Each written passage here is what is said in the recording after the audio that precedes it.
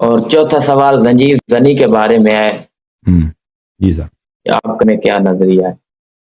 تو احادیث روایات میں یہ ہے کہ اہل بیت علیہ السلام کے غم میں بے قراری کا اظہار کرنا، بے قرار ہو جاؤ، صرف رونا مستحب ہے، خود رونا مستحب ہے، ٹھیک ہے نا، اور چیخ کے رونا مستحب ہے، اور اس کے علاوہ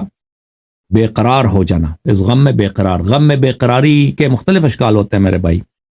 غم میں ایک دفعہ آدمی بے قرار ہوتا ہے، کھانا پینا چھوڑ دیتا ہے، ٹھیک ہے نا، غم آدمی ایک دفعہ بے قرار ہوتا ہے، اتنا روتا ہے وہ زمین پہ گر جاتا ہے، مٹی سر پہ ڈال دیتا ہے، ٹھیک ہے نا، بے غم میں آپ دیکھیں نا، کوئی شخص اگر اس کا جوان بیٹا مرا ہے، یا کوئی عورت اس کی شوہر مری ہے، اگر وہ اپنے شوہر سے پیار کرتی ہے، یا کسی ماں کی جوان بیٹا مر، وہ کیسے بے قرار ہے؟ وہ صرف روتی نہیں ہے، وہ مثلا چیخ مارتی ہے، وہ کبھی سر دیوار پہ مارتی ہے، کبھی مثلا تھپڑ چہرے پہ مارتی ہے، ٹھیک ہے نا۔ تو یہ بے قراری جو ہے اس کی ایک خاص شکل نہیں ہے، مختلف لوگ مختلف انداز میں بے قراری کا اظہار کرتے ہیں۔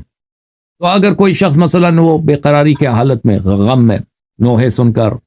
مصائب سن کر وہ اتنا بے قرار ہو جاتا ہے کہ میرے مولا کے ساتھ یہ ظلم ہوا ہے، ان کے اہل بیت علیہ السلام کے ساتھ، ان کے پیارے بیٹوں کے ساتھ، ان کے اصحاب کے ساتھ، ان پہ پانی کٹا گیا، وہ اس غم میں روتا ہے، چیختا ہے، پھر سینہ زنی کرتا ہے، پھر چہرے پہ مارتا ہے، پھر اس کو وہ مطلب زنجیر پشت پہ مارتا ہے۔ تو یہ سب اس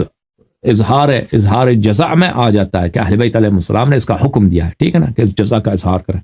لیکن بے قراری کا اظہار کرے، لیکن اس میں یہ نہیں ہے کہ انسان کوئی حرام فعل بجا لائے۔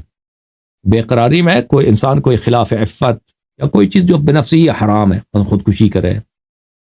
یا اس طرح جائز نہیں ہے، لیکن وہ زنجیر وغیرہ مارنا یا کوئی مٹکا سر پہ مارنا، کوئی شیشہ سر پہ مارا ہے، ٹھیک ہے نا، اس طرح اس کی یہ اگر اس غم میں ہے تو اہل بیت علیہ السلام نے اظہار جزا کا حکم دیا، یہ حدیث شریف میں ہے، اوکے۔